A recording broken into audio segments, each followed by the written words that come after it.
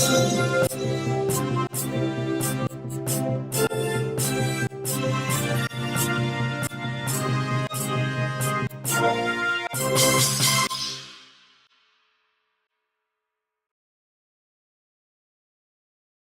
good morning, ladies and gentlemen.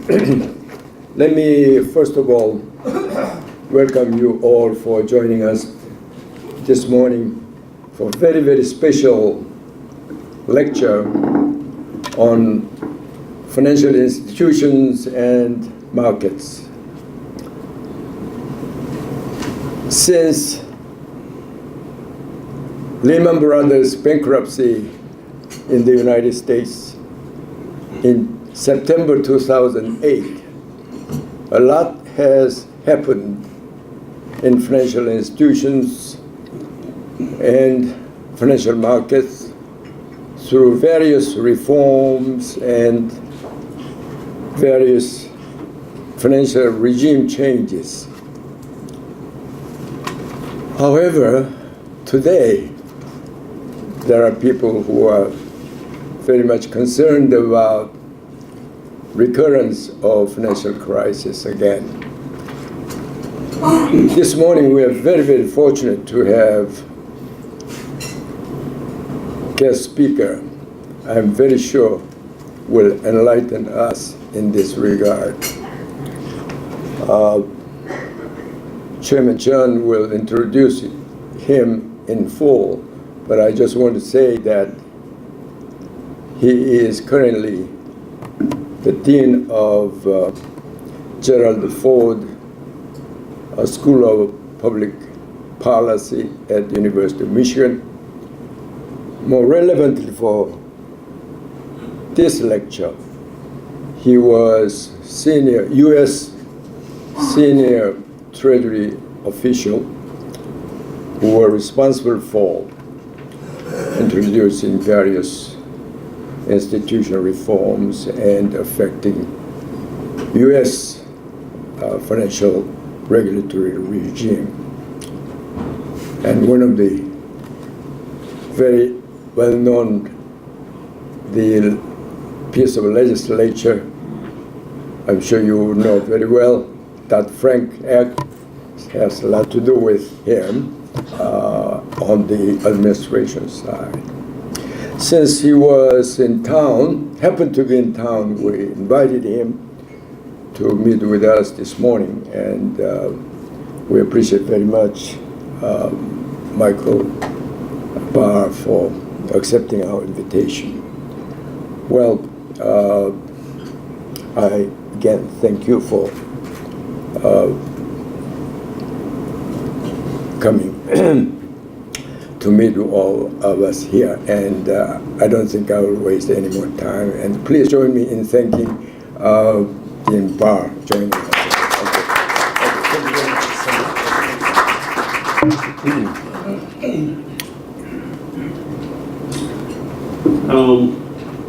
Good morning, ladies and gentlemen. Perhaps what I have to say may be a bit of a repetition of what Dr. Samu has already said, but let me introduce him in more detail shortly. Today we are most fortunate to have an outstanding speaker, Professor Michael Barr, as our special guest at this IGE lecture forum. I'm very excited about his presentation entitled 5 Ways the Financial System Will Fail Next Time, particularly because his insightful views will greatly help us understand the major risk factors of the current financial system and their policy implications. Before we invite Professor Barr to the podium, allow me again to say a few words about his exceptional credentials. As Dr. Sagung said earlier, Professor Barr is John and Sanford Weill Dean at the University of Michigan's Gerald Ford School of Public Policy. He is also the chair professor of law and faculty director of the University of Michigan Center on Finance, Law, and Policy. As a leading expert on financial regulation, Professor Barr served as the U.S. Department of the Treasury's Assistant Secretary for financial institutions, and was a key architect of the famous Dodd-Frank Wall Street Reform Act of 2010. He also served as a special advisor to President Bill Clinton. And Professor Barr received his JD from Yale Law School and was a Rhodes Scholar from Oxford University. Now with that, without much further ado, let's welcome Professor Barr. He will speak for about 40 minutes or so, followed by our discussion and Q&As. All yours. Thank you.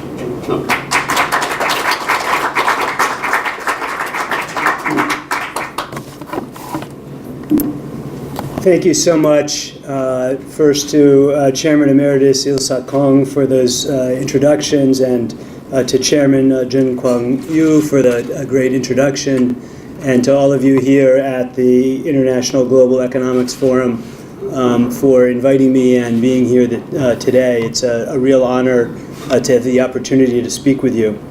Our mutual friend Alan Sinai made the introductions to IGE, and I'm grateful to Alan for connecting us. Alan is a longtime member of the Ford School Advisory Board and has been a dear friend and colleague with me for many years. What I thought I would do today is start by just telling you a little bit about the Gerald R. Ford School of Public Policy, which is a top-ranked school at a very globally engaged university.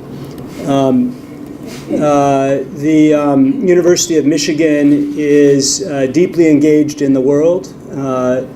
There are 141 countries represented at the University of Michigan. There are more than 40 languages taught at the University of Michigan. The University of Michigan is a top-ranked school for domestic and foreign students. There are more than 100 programs at the University of Michigan ranked in the top 10. So it is a global and well-ranked institution. It has been ranked the #1 public research university in the United States, the top 5 U.S. public university, number 20 of the top universities in the world, and the #2 U.S. public university by the Wall Street Journal. So it is an exceptional institution, and I'm very proud to be part of that. The Gerald R. Ford School of Public Policy is also a top-ranked institution in the United States. So we are ranked #1 in public policy analysis, which is the basic toolkit needed to be successful in policy analytics. We're #1 in social policy, #3 in health policy, #8 in public affairs overall. We have a number of top-ranked programs teaching U.S. and foreign students about public policy analysis. About 25% of our students in the master's program every year are students from around the world, including quite a long tradition of students from Korea. We have an undergraduate program, a master's in public policy program, a new master's of public affairs degree for advanced practitioners, mid-career professionals, and a PhD program joint with political science, economics, and sociology. The Ford School community includes, in a typical year, about 424 students studying at the Ford School. And we have 70 faculty members who are extremely active in research and in policy engagement in the United States and around the world. We have recently launched a new diplomacy center named for Ron and Eileen Weiser, generous donors to the university. Ron Weiser is a former ambassador of Slovakia. Here's one of the early events. I'm interviewing the former Deputy Secretary of State, Bill Burns. The Weiser Diplomacy Center allows us to bring distinguished guests from around the world and from the United States diplomatic community to teach at the University of Michigan. We have a strong history together, the Ford School and Korea. Next year we have 4 master's students coming to us from Korea, usually from Korean ministries, who have asked their senior staff members to come get further training at the University of Michigan. And we are very excited to welcome our Korean students to the Ford School. We have a number of graduates all over the world, including in Asia, including in Korea. One of our graduates is Kim Dong-young, former minister from the Ministry of Economy and Finance, who will be visiting us again this coming fall. And I'm very excited to have him on campus. We have many faculty who have taught here in Korea or given lectures. We have at the university a very strong center for the study of Korean affairs, the Nam Center for Korean Studies, that our Ford School works very closely with. I am hopeful that many of you will have the opportunity to engage with our Ford School faculty or send us students in the years ahead. So I welcome that interaction. So let me turn now to the topic of our day's remarks on the financial crisis. And I have titled this talk somewhat depressingly, 5 Ways the Financial System Will Fail Next Time. But before I get to the details of that, I want to first remind us that financial crises have been around for a very long time.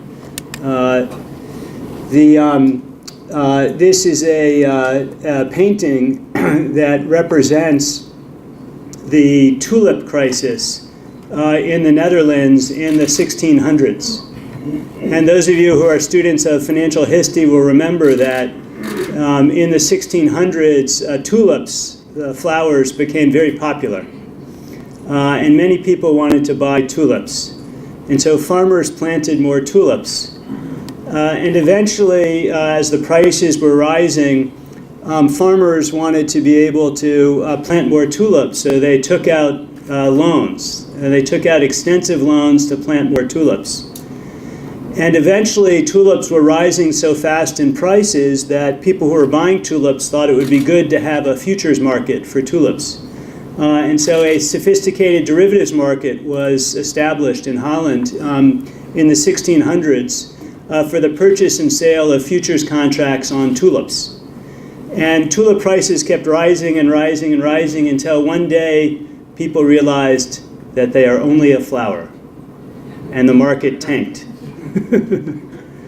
And when it tanked, it destroyed the financial system and harmed the economy.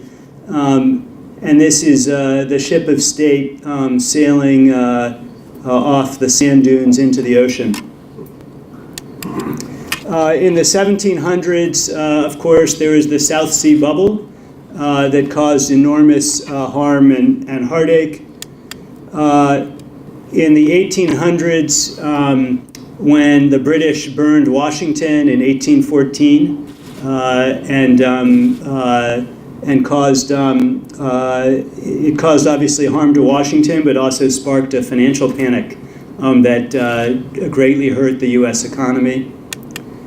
In the 1830s, there was another financial panic in the United States. In this photograph of the time, you can see that the banks have closed down, and only pawn shops and payday lenders are giving out loans. In the 1920s, obviously in 1929, I'm skipping many financial crises to get there, but in 1929 there was a severe financial crisis in the United States that led to bank closures in the 1930s that led to the Great Depression in the United States that was so devastating to the U.S. economy. Fast forwarding quite a bit, 50 years in the United States, we had the savings and loan crisis of the 1980s and the commercial bank crisis of the late 1980s and early 1990s. Here you can see there's a bank robber trying to rob a savings and loan, but there's no money left in the savings and loan. There's no money left in the commercial banking sector. There's no money left at the FDIC. Try robbing a taxpayer is the advice. And the taxpayers say, money, no, it's all tied up in that bank that just folded. So the robber has to quit. The great stock market crash at the time of 1987. Those of you who have spent many years fighting the Asian financial crisis from the U.S., the trio of Larry Summers and Bob Rubin and Alan Greenspan working with their counterparts in Asia during the Asian financial crisis. Shortly thereafter, the explosion of long-term capital management, a hedge fund in the United States run by two Nobel laureates that blew up in the 1990s, the bursting of the dot-com bubble, and then our latest financial crisis in the United States and then around the world that began with a boom and bust in subprime mortgages. This is a book that was written by former Federal Reserve Board Governor Ned Gramlich. Ned Gramlich was the first director of the independent school that became the Ford School of Public Policy at the University of Michigan and was a dear colleague and friend of mine. And Ned Gramlich warned at the Federal Reserve of the coming crisis. And unfortunately, Alan Greenspan ignored his advice, and it caused enormous harm in the United States. As the subprime mortgage crisis grew, it affected mortgage companies and lenders and home builders and markets and eventually the U.S. economy. And let me just say that the financial crisis that came to the United States in the fall of 2008 really crushed the U.S. economy and plunged us into a Great Recession. The crisis shuttered American businesses. It cost millions of Americans their jobs. It wiped out home values and household savings. And the effects hit hardest for those least able to bear the brunt, especially families that had little financial buffer. Financial stability, never robust for these families, dropped precipitously. And both in the United States and globally, the crisis has led to a series of fundamental reforms. But already these reforms are at risk. And more needs to be done to make the financial system safer, fairer, and better harnessed to the needs of the real economy. I want to first describe the origins of the financial crisis and then outline U.S. and global reforms. I will then emphasize the need for global coordination of financial reform and highlight some of the key remaining challenges ahead. And finally, I will talk about some of the recent financial rollbacks under the Trump administration that challenge the progress made after the financial crisis. So first, the roots of the financial crisis. The financial crisis, in my view, was not an act of nature or a fluke of history. Rather, the crisis was rooted in years of unconstrained excess and failures of risk management on Wall Street and in financial capitals around the world. and prolonged complacency in Washington and in those major capitals. That complacency was in part based on a misplaced ideology that private markets would take care of risk regulation on their own. And it was based on a misunderstanding that somehow, since the risk of bank runs had been conquered, there was no risk to shadow banking. Market discipline, it was believed, would force firms to engage in sound risk management. Market-based financing, it was thought, would protect taxpayers since no federally insured deposits were at risk. But both the ideology and the understanding was deeply flawed. The costs of failure, regardless of the nature of financial intermediation or the corporate structure of the financial firm, were borne throughout society and not fully internalized by the firm's managers, their shareholders, and creditors. Indeed, government intervention to prevent even more brutal damage to the economy had the effect of helping to insulate the firm's shareholders and other stakeholders from full harm. The financial sector engaged in highly leveraged, short-funded maturity transformation with too little transparency, not enough capital, and little restraint. Large firms became more interconnected. Investment banks and other financial conglomerates relied increasingly on short-term funding from money market funds, securities lenders, and securities lenders' prime brokerage business. This short-term funding was subject to runs during periods of market uncertainty, just like bank deposits before the age of deposit insurance and a lender of last resort in the form of the Federal Reserve. Huge amounts of risk moved outside the more regulated parts of the financial system, of the banking system, to unregulated markets, where it was easier to increase leverage. Legal loopholes and regulatory gaps allowed firms to evade oversight. Investment banks such as Lehman Brothers, insurance conglomerates like AIG, and other entities performing the same market functions as banks escaped meaningful regulation on the basis of their corporate form. Banks themselves moved activities off balance sheet, for example, to special purpose vehicles holding mortgage-backed securities, and outside the reach of more stringent regulation and capital rules. Shadow banking markets were opaque and hid growing risk. Derivatives were traded in the shadows with insufficient capital to back the trades. Repo markets became riskier as they grew to be a larger portion of financial intermediation, and collateral shifted from treasuries to poorer quality asset-backed securities. The lack of transparency in securitization hid the growing wedge in incentives facing different players in the system, and the system failed to require sufficient responsibility from those who made loans or packaged them into complex instruments to be sold to investors. Synthetic products, essentially offsetting derivatives bets, multiplied risks in the securitization system and allowed the market to increase its exposure to mortgage-backed securities. The financial sector, under the guise of innovation, piled ill-considered risk upon risk. Rapid growth in key markets hid misaligned incentives and the underlying risks. Managers failed to understand new risks, or when they did, they took steps that made the system as a whole worse off. Financial institutions held increasingly inadequate capital against growing risks, and regulators failed to stop them. Managers, traders, firms, credit rating agencies, and other gatekeepers all let short-term rewards from new financial products and rapidly growing markets blind them to these risks. Congress and the regulators weakened consumer and investor protection in the name of the free market. Households took on risks that they did not fully understand and could ill afford. Investors bought implausibly labeled AAA securities.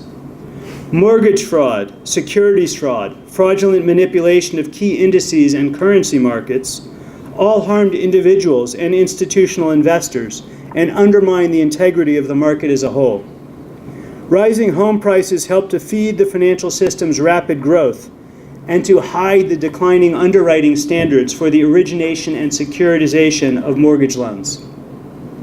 When home prices began to flatten and then to decline, fault lines in the system were revealed. Mortgage defaults soared and the assets based on mortgages plunged in value. The asset implosion in housing led to cascades throughout the financial system. Non-bank mortgage lenders collapsed. Investment banks could no longer borrow. Fire sales of assets, collateral calls on derivatives contracts, and the tightening or closing off of repo and commercial paper markets drove firms closer to the edge. Contagion gripped the financial system as the problems of weaker firms undermined stronger ones. Failures in the shadow banking system led to failures in more regulated parts of the banking system. Then, in the fall of 2008, credit markets froze. The over-reliance on short-term financing and excessive risk-taking that had produced significant profits in financial capitals in the developed economies across the world fanned a panic that nearly collapsed the global financial system. So, in light of these challenges, we were asked to begin to reform the U.S. financial system. And as your chairman mentioned, I was involved in many of these reforms from the United States perspective, serving in the Obama administration. In the U.S., passage of the Dodd-Frank Wall Street Reform and Consumer Protection Act of 2010, in my view, ushered in comprehensive reform in key areas. Enlarging the regulatory perimeter by creating the authority to regulate financial firms that pose a risk to financial stability, without regard to their corporate form. Enacting a resolution authority to deal with the potential collapse of these major firms in the event of a crisis, without feeding a panic or putting taxpayers on the hook. Attacking regulatory arbitrage, restricting risky activities, and beefing up banking supervision. Requiring central clearing and exchange trading of standardized derivatives, and capital margin and transparency throughout the market.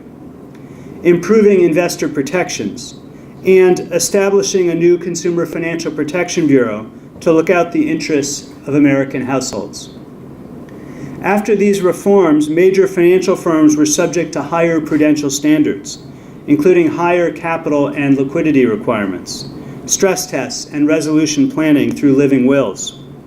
The idea was that by forcing firms to internalize more of the costs that they impose on the system, they would be incentivized to shrink and reduce their complexity, leverage, and interconnections. Should such a firm fail, there would be a bigger capital buffer to absorb losses. To stem a panic, the Dodd-Frank Act permitted the FDIC to resolve the largest and most interconnected financial companies without exposing the system to a sudden disorderly failure that puts the economy at risk. On the global level, the international community put forward new rules on capital so that there are bigger buffers in the system in the event of failure. Capital is measured in a more conservative way, and capital levels rose significantly. Systemically important firms will hold even higher levels of capital. There are new rules on liquidity and a global leverage limit. Derivatives reforms move forward, as did new approaches to dealing with the risk of repo and securities financing transactions. So let me discuss some of these reforms in some further detail. Dodd-Frank has provided authority for clear, strong, and consolidated supervision and regulation by the Federal Reserve of any financial firm, regardless of legal form, whose failure could pose a threat to financial stability. The largest investment banks that survived the financial crisis merged into or became bank holding companies subject to Fed oversight. AIG, GE Capital, Prudential, and MetLife were brought under Fed supervision through designation. And as a result of these changes, all bank and thrift holding companies, as well as systemically important non-bank firms, regardless of corporate form, were at the time to be supervised by the Federal Reserve. The idea was to have a single point of accountability for tougher and more consistent supervision of the largest and most interconnected financial firms. Dodd-Frank also provides for more stringent prudential standards, higher capital and liquidity standards for the largest bank and non-bank firms.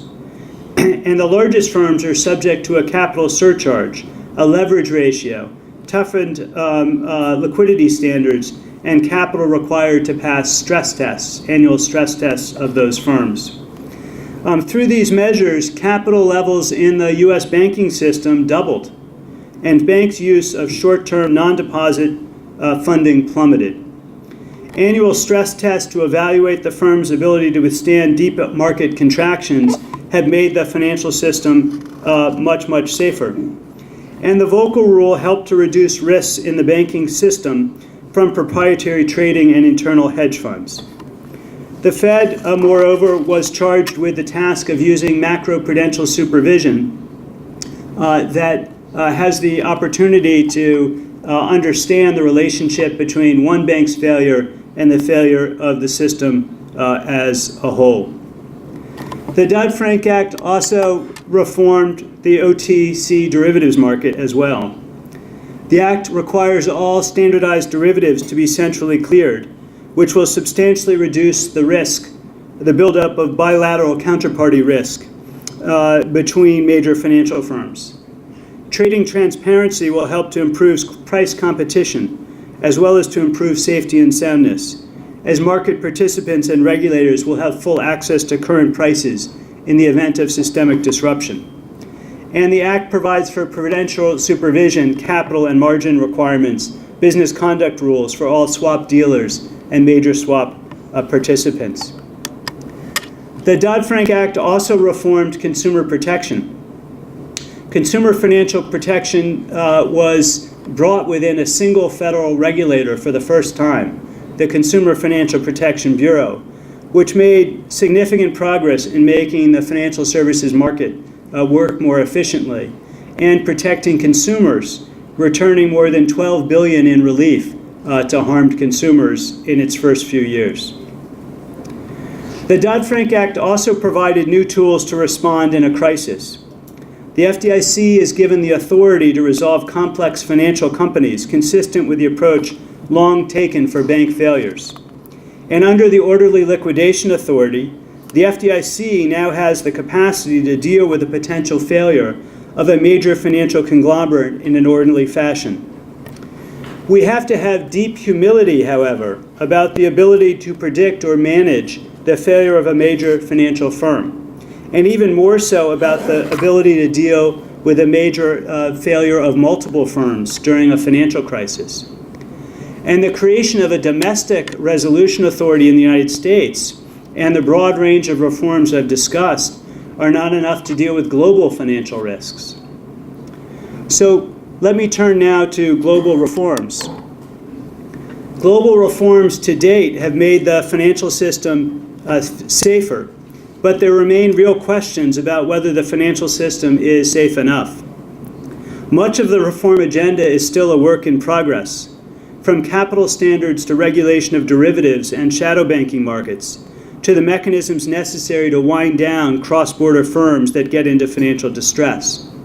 In the wake of the financial crisis, the leading economies produced a new set of institutions and institutional relationships that were more formal, more hierarchical, and better designed to improve prospects for coordination. Although significant tensions still exist within this new system, there is a substantial outcome to date that evidences a stronger commitment to meaningful, long-lasting reform. At the same time, there is still much more work to do on a global level. And let me just say that this work at the global level really, I think, has proceeded in ways that are conducive to better cross-border coordination. The work of the Financial Stability Board in bringing countries together for cross-border resolution, for derivatives trading, for the coordination of global capital standards has significantly improved the financial system's safety and soundness to date. At the same time, and I won't go into all the details of these reforms, at the same time, I think that there are some key future risks that we need to be concerned about and that I want to focus in my remarks on now. 5 ways the financial system will fail next time. Despite the progress to date in global financial reforms, we cannot afford to be complacent, and we need to keep pushing for reform. I think we need to focus on 5 types of risk we face going forward. 5 ways the financial system will fail next time. Of course, we don't know when that will be, or precisely how failure might occur. It is important to be humble about the ability to understand new risks and predict financial crises. That is why the most important steps that we can take are to build a financial system that is more resilient to the uncertain risks that we face. We can think about 5 big types of risk in doing so: amnesia, liquidity and leverage, asset bubbles, misunderstood innovation, and miscoordination on global risk. The first source of risk that could lead to another financial crisis is the risk that financial institutions, regulators, lawmakers, and the public will forget the lessons of the financial crisis and let the system slip back into the practices that caused the last one. This amnesia is likely to occur as the crisis fades from memory and the financial system begins to feel safe again. No actor in the financial system is immune from this amnesia. Within financial institutions, risk managers who are responsible for monitoring and measuring and managing a financial institution's risk can grow complacent during good times. In addition, managers and executives may push back against risk managers who raise concerns about risky but profitable practices and activities. In the lead up to the last crisis, some risk managers who urged firms to exercise caution were demoted or fired. Certainly, many were ignored. Regulators are also susceptible to amnesia. While regulatory discretion is essential to effective financial regulation, it also allows regulators to soften their stance over time. We saw this before the last crisis. The public can quickly forget the lessons of the financial crisis and the need for reform. Public attention to the financial system wanes as reporting on the financial system decreases and the fallout from the crisis fades from memory. Unfortunately, when public attention gets distracted, the public, lawmakers, regulators may feel that the public will be less likely to hold them accountable in the event of a future crisis, and as a result will feel less pressure to pass and implement meaningful reforms. I will also say frankly that the financial sector sometimes seeks to buy this form of amnesia. With public pressure off, the industry can work behind the scenes in Congress, in rule writing agencies, and in the courts to roll back reforms. Although no actor in the financial system is immune from amnesia, there are steps that we can take so that institutions, regulators, and the public remain vigilant even in good times. Within financial institutions, we can continue to work to better align executive and managerial compensation with the time horizons of risk. For example, regulators could require that systemically important financial institutions set up compensation systems such that senior executives of the firm would have their bonuses clawed back in the event that the firm fails to meet certain capital levels or is subject to major fines or penalties. We can include mechanisms within the regulatory architecture designed to reduce backsliding. Several such mechanisms were included in the new regulatory infrastructure of Dodd-Frank. For example, the Financial Stability Oversight Council has the authority to recommend stricter actions and to require regulators to implement them or to explain their failure to do so to the Congress and the public. Dodd-Frank imposed similar action-forcing disclosure requirements on the Consumer Financial Protection Bureau and on the Independent Office of Financial Research. Unfortunately, in the United States, we're seeing signs of the effects of amnesia already. President Trump has signed legislation that eased rules on all but the largest banks, easing capital requirements and reducing stress testing, for example, on banks under $250 billion in assets. And the Federal Reserve, under the new Trump appointees, went further, providing relief on some measures for firms as large as $700 billion in assets. The Federal Reserve has announced that it would no longer fail banks based on operational or risk management lapses or other qualitative failures during the annual health check of the country's banks, the so-called stress tests. The Fed has proposed weakening rules on capital and on liquidity, weaken stress testing, reduce the frequency for firms required to submit living wills, resolution planning for a crisis, again for firms up to $700 billion in assets. And the agencies are considering proposals to weaken the Volcker Rule. We are currently re-risking the U.S. financial system without any evidence that the post-Dodd-Frank reforms were harming U.S. economic growth or the financial system, which has been growing rapidly and steadily and consistently since 2011, since the passage of the Dodd-Frank Act. This is true on the consumer front as well. For example, President Trump appointed an interim director of the Consumer Bureau who attempted to undercut it from within. He ordered a hiring freeze and said he needed to freeze the budget as well. In 2018, last year, the Consumer Bureau announced just 11 lawsuits or settlements, less than a third of the number the previous year. And the CFPB has proposed weakening its payday lending rule that was designed to protect low-income households. President Trump signed legislation that overturned the agency's arbitration rule, and his Department of Labor has abandoned a strong fiduciary duty rule, and his SEC has proposed to lower the responsibility that broker-dealers have to their customers, allowing them to engage in practices that contain conflicts of interest. So amnesia, unfortunately, is alive and well already in the United States 10 years after the financial crisis. And we are at significant risk of recreating the conditions that led to the last financial crisis.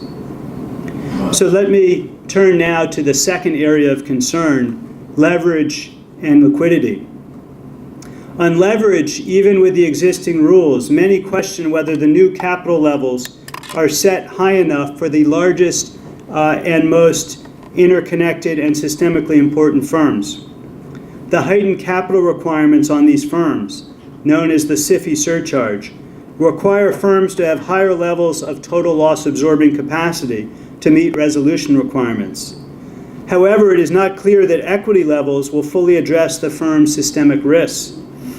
And the long-term debt requirement may not work in a crisis, or may trigger them, or triggering them, in fact, may cause a downward spiral in a crisis.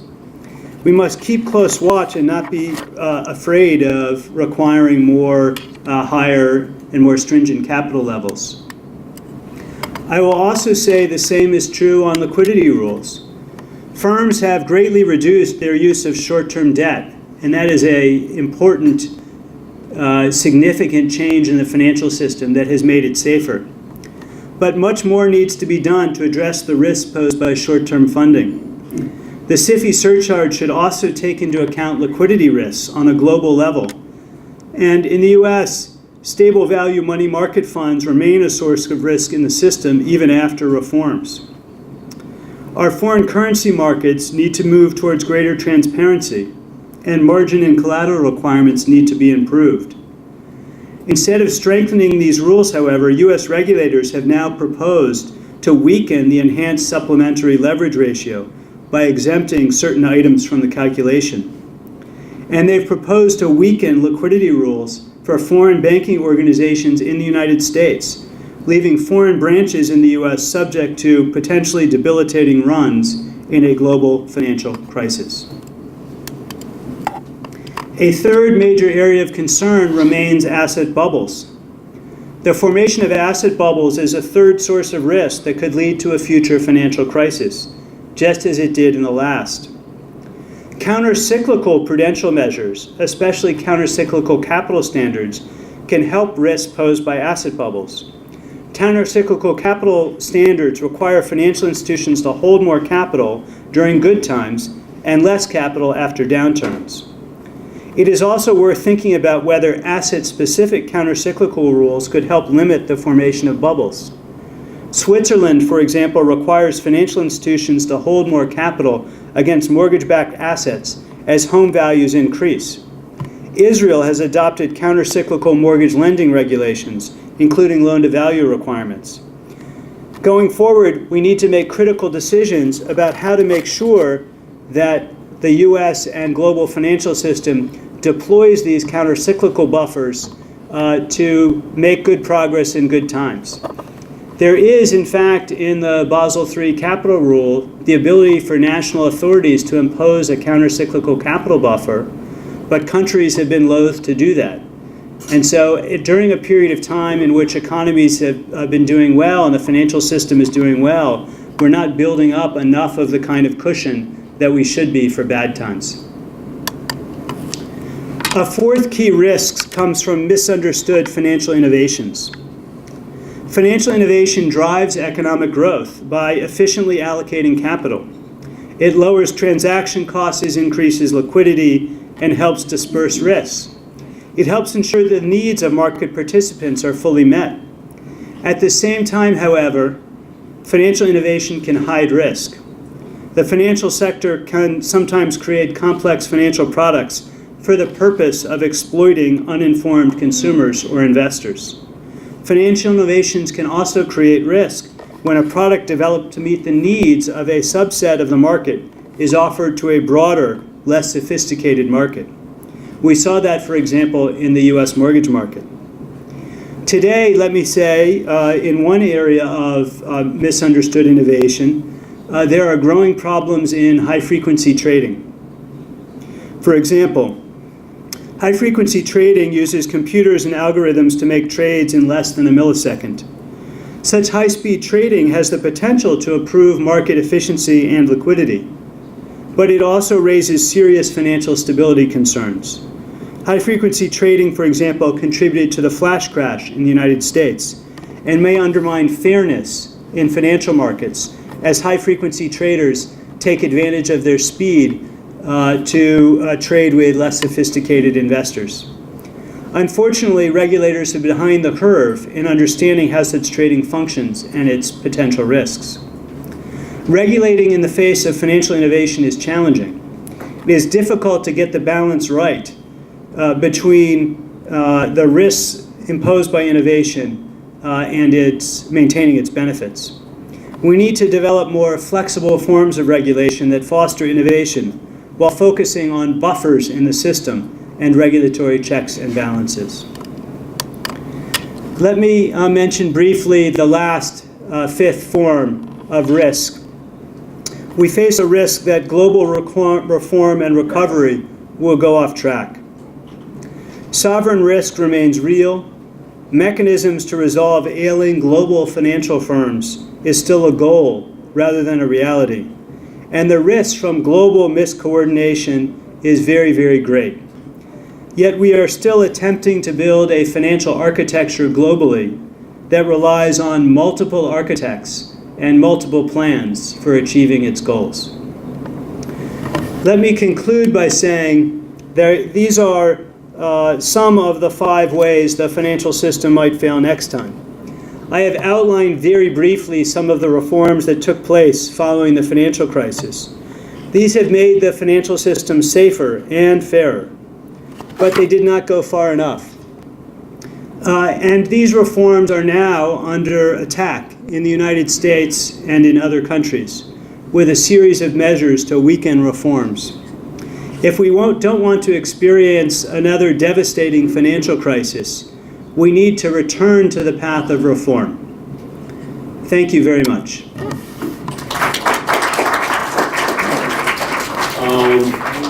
Thank you very much. There was some about 10-minute overrun, but we should certainly understand the important U of M promotion part that Michael has to deliver in the beginning of his presentation. It was an excellent presentation, and the last part of your speech was the highlight of today's presentation. This is the time to open the floor for some questions, but before I do that, perhaps I may raise more of a comment question, but you may like to respond if you want. Especially for our audience in the back, press people, they were telling me of their interest about this point. Among the 5 key risk factors that you have outlined just before, I think these days the 4th one, misunderstood innovation, deserves very special attention. I say this because we are facing enormous amount of financial innovation these days, whether it is blockchain, all kinds of new products, skills, technologies introduced in the financial area, normally called the fintech area. What that means is that although they need to be promoted, as you said, financial innovation has to be promoted, but at the same time we have to have appropriate prudential regulation in place for the safety of the financial system. So striking the right balance between financial innovation and prudential regulation, especially in the area of fintech and new product. If you have any comment, we're happy to have that. Yes, I think you're absolutely right. That's a critical area right now, and there are risks really on both sides. So one significant risk is that regulators will, in seeing the new innovation, not understand it, and will promote policies that have the effect of locking in old technology. There are, I'll give you an example. In the United States, the payment system is extremely outdated. And it's dominated by banks and the credit card networks. And there's a lot of innovation in the fintech space now that could dramatically improve the payment system. But our regulatory structure is locking in the dinosaurs that run the system and giving advantage to these dinosaurs that really ought to be extinct in terms of their technological approach to payments. So one risk is that regulators lock in old technology. A risk on the other side is that regulators don't see the new risks coming that will cause enormous disruption to financial stability or to consumer protection. And so what regulators need to try and do is open up the sector for greater innovation and greater competition. So remove barriers that reduce competition while increasing buffers in the system that can deal with shocks. So that combination, I think, is what's absolutely essential. So in the United States, for example, we have a set of rules on data ownership that make it extremely hard for new fintech players to come into the retail banking sector, and make it very hard for consumers to switch their bank account. The technology is very easy to deploy. The UK has it, Australia has it, Singapore has it, it's not a big deal, but we don't have it in the United States, and it's locking in, it's harming competition in the market and not serving any safety and soundness purpose. So the first step is identify rules that are harming competition and innovation that don't have any safety and soundness or prudential purpose. And then the second step is, once you've let that innovation in, creating some buffers in the system to deal with shocks. Okay, thank you, Greg. Any questions from the floor? Okay. Mr. Kim, as usual, you have the floor. So, thank you very much for your very comprehensive and educational presentations. But the whole thing gives me a very sick feeling. We are basically we are impossible task to safeguard the financial system. Cornerstone of capitalism is its working is based on perfect knowledge like marketplace. And when we talk about it, we have to laugh at it because financial system, as we talk about it, probably less than 131%. You can understand this thing. Now, another thing which is you touched on the compensation aspect, bringing down the bonus system. One of the problems is that those people are taking enormous amount of risk, and if it works out, they get enormous compensation. That's why they do this. The whole problem is when they fail, it's his pocket that I have no problem.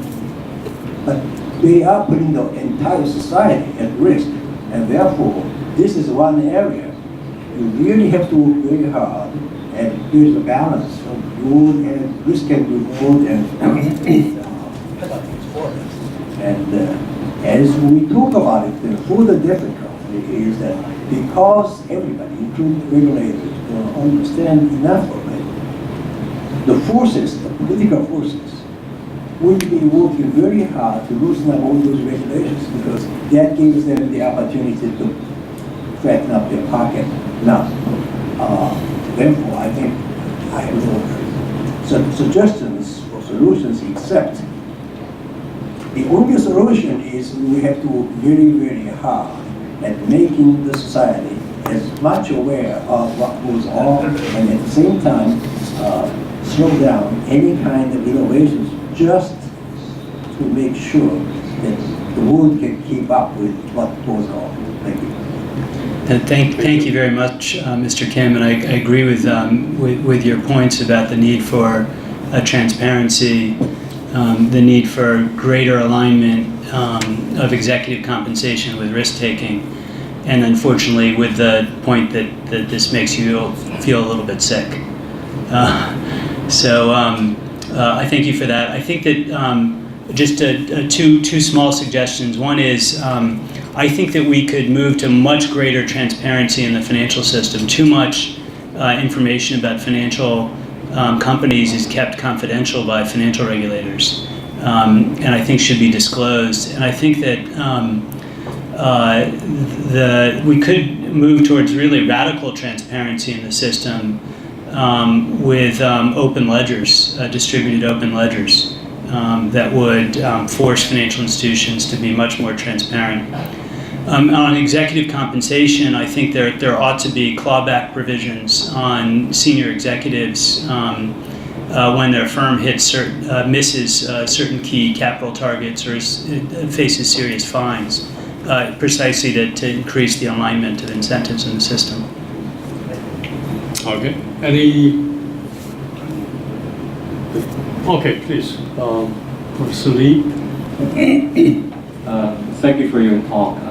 I used to work at one of the systematically important financial institutions during the crisis, Maryland. I was lucky not to be laid off among the senior managers. I think when I look back after the crisis, I realized our bank, we used to have a balance sheet of $1 trillion, 30 times levered. Goldman Sachs, Morgan Stanley, each had a similar balance sheet. Korea's GDP was that level, so it was a little too much, right? But leverage has the advantage, right? It helps to enhance returns for the shareholders. So what do you think is the adequate capital level for the banks? And do you think that the regulators should have a say on the appropriate level of dividend and the share repurchase for the banks? Sure. So there's probably a range of plausible outcomes for adequate capital levels. The Basel III standards for the systemically important institutions is sort of, you can think of it as 12%. The 12% is more conservative than it was before because it's based on tangible common equity instead of a lot of the nonsense instruments that were used before in capital. That is probably the lower edge of reasonable. The upper edge of reasonable might be in the low 20s. So if you take the total loss absorbing capacity requirements under Basel III that include debt, long-term debt in addition to equity, and if you were to think of that number as being all equity instead of debt and equity, that would probably be at the upper end of that range, and I'd be much more comfortable at the upper end of that range. So that's what I would say on capital. So your second question was about. Should regulators have a say on banks? Oh yes, on dividends and share buybacks. Yes, I mean I think that banks ought not be paying dividends when they're not hitting their capital requirements, and the capital requirements ought to be more robust, so that ought to trigger fewer dividend payments. Share buybacks, I think of both for financial companies and for non-financial companies are used much too broadly today. And I worry that some of the share buybacks are driven by managerial incentives rather than incentives that benefit the long-term interests of the firm. So I'd like to see a lot more scrutiny on that. Okay. Thank you. Okay. This quick question this side. Okay. Well, this is a very latest question. When the Lehman Brothers crisis occurred, nobody really understood the nature of highly sophisticated financial derivatives. So my first question is how we can remove information asymmetry between financial innovators and the customers. This is related to a transparency issue. And second question, when Lehman Brothers crisis occurred, we observed a Occupy Wall Street demonstration. That sentiment is still alive, attacking all the financial CEOs are extremely highly well paid and they do not deserve, they are the main culprit for this global crisis. What is the sentiment now? So on the first items, one thing you can do is what we did in Dodd-Frank and in the global financial reforms, which is to move more of the derivative system to exchange trading and central clearing, where the rules of the road are clearer and the pricing is transparent, where you have both pre and post-trade price transparency, which I think is quite helpful. The second is to impose higher standards of care for the financial sector when it's dealing with retail or municipal or state level counterparties, who suffered a lot of abuse in the lead up to the crisis, and that reform was also made. So I think both those measures, moving to standardized, centralized clearing, exchange trading, and moving towards higher standards of care help. On the Occupy Wall Street front, look, I think that the populist sentiment that you're seeing around the world in the current political environment that's afflicting the United States and many other countries around the world is in part driven by the failure of societies to do all that it could to address enormous inequalities. And I think that if we're able to do a better job as societies investing in workers, I know that there's been difficulty here in adjusting the minimum wage, but doing appropriate adjustments, transitional adjustments to minimum wages that are consistent with the right level in society. Measures like in the United States, the earned income tax credit that increase incentives and take-home pay for workers. These are all measures that they're not fully responsive to all the questions raised by people, but they do help, I think, address some of the underlying tensions in society. Okay, thank you very much. Thank you. Given Michael's other engagement this morning, I think this is time to close this forum. Thank you for your attention. And please join me in thanking Professor Barr for his presentation.